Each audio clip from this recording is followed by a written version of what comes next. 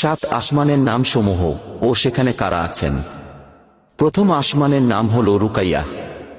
এ আসমানে সমগ্র মানবজাতির আদিপিতা হযরত আদম আলাইহিস সালাম আছেন। দ্বিতীয় আসমানের নাম হল ফায়দুম বা মাউন।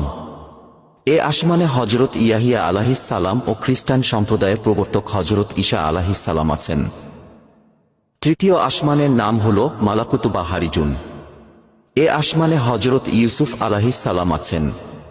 চতুর্থ আসমানের নাম হল জাহিরা। এ আসমানে হযরত ইদ্রিস আলাইহিস সালাম আছেন।